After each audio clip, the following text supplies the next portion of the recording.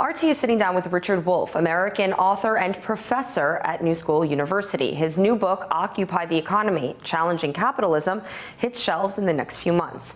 Mr. Wolff, thank you very much for sitting down to speak with me. Thank you very much for giving me the opportunity. 2 years ago, you said that the crisis would take not just a few years, but much longer to overcome. It is the common belief that the so-called financial crisis is basically over, the one that started in 2008. So where do you think the U.S. economy is right now? I think the way to answer that question is to recognize that this crisis is a crisis of the entire global system.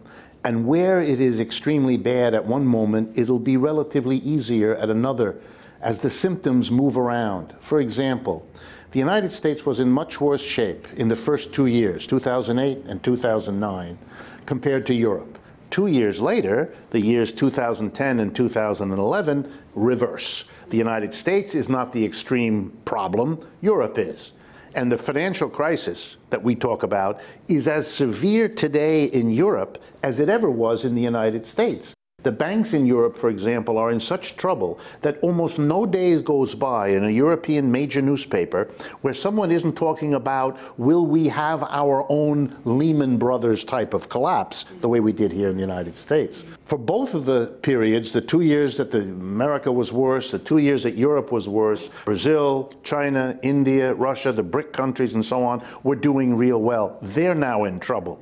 So my advice is, before Americans count their chickens that are not hatched, beware that the crisis that was bad here, then became bad somewhere else, is heading back here to give us as many problems now as we see the Europeans having, but we'll have them a little bit later. The housing industry in the United States, big improvement until about a year ago where it's flattened out, and now it's going down. And that is as important a shaper of the future of our economy as ever the uptick in the automobile industry is. So the jury is out. It's not at all clear that we are anywhere near out of the woods. And it would be even more difficult for Americans if they got their hopes up at a time when there really is not yet the foundation for doing so. You have said that it was World War II that dragged the United States out of a depression. If so, if that was the case, was George W. Bush and his successor, Barack Obama, doing the right thing by pursuing wars and, in some cases, currently considering new ones? Well, I think the difference is in World War II, putting aside the specifics of that particular war, the technology of warfare meant that if you're going to fight a war, you're going to need millions and millions of people. We had millions and millions of unemployed people. We basically took half of them in 1940-41 and put them in uniform, and the other half we put into factories to produce the uniforms and the guns and the bullets and all the rest. Today, warfare, for political and technological reasons, does not require large numbers of people. It is both politically too dangerous to get large numbers of people involved, and it is not necessary for the kind of high-tech warfare that we now specialize in as a nation. So warfare isn't going to do the job. The wars in Afghanistan and Iraq, and even the one threatened with Iran now, are not the kinds of war that will soak up the unemployment in the United States, and so it doesn't represent itself as a solution. You're going to have to find some other way to take masses of people and give them work. And I don't think the private sector is up to it.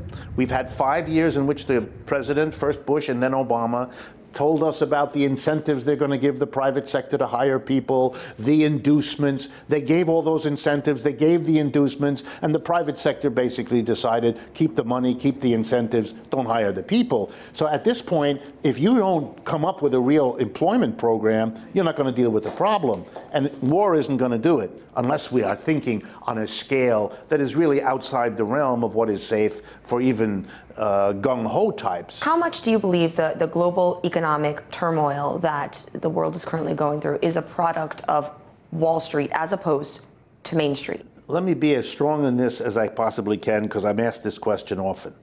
This is a problem of our economic system. It is not the fault of Wall Street more than it is of anybody else. I understand. On the left and the right, and even in the center, there's a desire to pin the the donkey, the tail on the right donkey. Find a scapegoat, blame somebody. So if you're conservative, you blame poor people who take out mortgages they can't afford. If you're on the liberal side, you're angry at the bankers who, after all, gave them those mortgages out of their own greed and their own desire to make a buck. I don't think that's the way the game is played. I think poor people, middle-income people, and rich people try to make a way for themselves in the system according to the way the system works. Bankers do what the banking system has them do. And the same applies to everybody else. When all the different people in a system act according to the rules of the system and the outcome is a bad arrangement, then it's the system that's the problem. Occupy Wall Street arguably could give Barack Obama the political support to deal with the 1% if he wanted to. Why hasn't he done that? My feeling is that, I don't know Barack Obama that well, but that if he were sitting in the room, he would answer something, and I think I'm persuaded by this answer. If the Occupy movement were stronger, if it had been going for several years rather than for several months, and if it had gathered the kinds of support that, for example, was gathered to push Franklin Roosevelt to change his politics in the 1930s, then I think Mr. Obama would have done or would do the same thing. Franklin Roosevelt was elected in 1932 as a center-of-the-road Democrat, rather like Mr. Obama. He came in talking about balancing budgets and all of the rest. He came in about giving incentives to private employers to hire. Within a year and a half of taking office, he goes on the radio and he says, the private sector has not hired the people. We now have tens of millions of unemployed. The unemployment rate in the winter of 1933-34 was 25%, 3 times what it is today.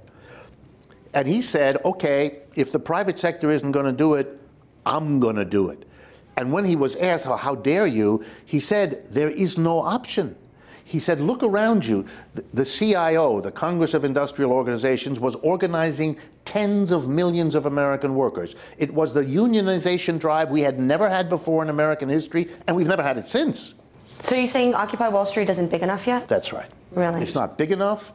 It's not cohesive enough. It hasn't attracted enough people. It's gotten majority support in the polls. The sympathy is there. But you've got to translate the sympathy into the mobilization that could go to Obama and say, you must do this or else. In the US and in Europe, we've seen bank bailouts coupled with austerity measures. And at the end of the day, it's the people that are being squeezed and suffering across the board. How much longer can that continue? It's the $64 trillion question. And the answer is it will continue only so long as the mass of the people permit it. It is, in a sense, a game of push. The Greece situation in Greece, which is a kind of touchstone that all Americans should pay attention to, because if we're not very careful, that's our future being played out before us. Really? Yes, Greece. They can't pay their debts. We can't either. The debts of the United States today, we are the largest, the most heavily indebted country in the world. Our debts are in excess of our GNP. That's the problem. That's when problem got bad for Greece, when its total debt went above its output. We're already there. We have a very serious problem. We do not have a plan for solving it any more than the Greeks did. The hope of the rich and the corporations is that they can get enough time to kind of work it out, disperse the costs among the people, and maybe slither through. The risk that they will have miscalculated. And you can see it already in the eyes and in the words of certain of them. Warren Buffett in the United States, one of the richest people, warning the rest of the rich people in America, pay more taxes, give the government the wherewithal to help people, or else the system that made us rich is going to collapse.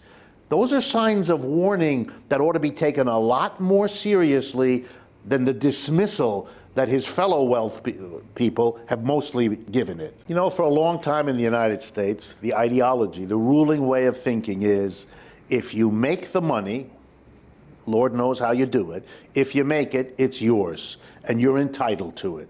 And this mythology, this notion that I have the right to hold on and to make as much as I can and to keep as much of it as I possibly can, is making everyone who plays in this economic system loath to part with it. If I'm not forced to, I'm not gonna. So whatever gets done, don't touch mine. Don't touch mine. With that mentality, you don't face the seriousness of the problem.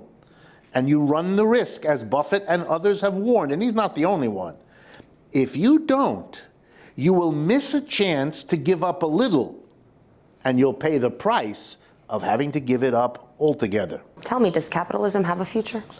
Well, you know, the great defense of capitalism all my life as a professor of economics in the United States, the ultimate defense of capitalism was always, well, yes, it may have this or that flaw, but capitalism delivers the goods.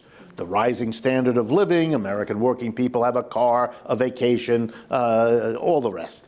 Okay, let's give capitalism that for a long time it delivered the goods with its flaws. But over the last 5 years, it's not delivering goods. It's delivering one bad after another. Falling government services, falling real wages, falling employment opportunities, rising debts for our students, rising debts for our people. I mean, at some point, the very system you gave praise to when it delivered has to be given the criticism when it doesn't. Otherwise, you're not being serious. And I think we desperately need to ask and answer the question, is capitalism, whatever its virtues in the past, able to deliver the goods now? And if not, and I think it's clear that it's not, what changes have to be made? Or maybe are we finally mature enough as a nation to ask the question, can the United States do better than capitalism? And your book coming out in May called Occupy the Economy, Challenging Capitalism. Do you answer some of those questions? Yes, I try to show some of the new ways to organize or reorganize our economy that would avoid the problems we've now seen, learn from our experience, and begin to move in a different economic direction. And I think that's a reasonable way. I don't expect everyone to agree, but what I'm mostly hoping for is to reignite a national debate and discussion. Let those who like capitalism defend it. Let those who criticize tell what's wrong and offer some alternatives, and I try to do that in the book. And we'll have to leave it there. Thank you very much for sitting down with RT. My pleasure. Thank you.